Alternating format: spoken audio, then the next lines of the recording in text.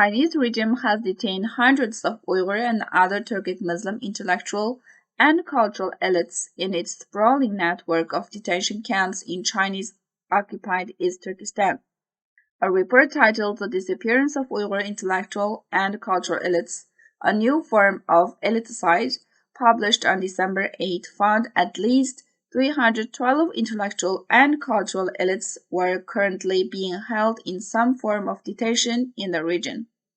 These include scholars, professors, poets, musicians, doctors, and writers. In a statement to Newsweek, Salih Khodayar, Prime Minister of East Turkistan Government-in-Exile, said that Uyghur cultural, intellectual, and business elites are being disappeared as a component of China's ongoing genocide and colonization in East Turkestan.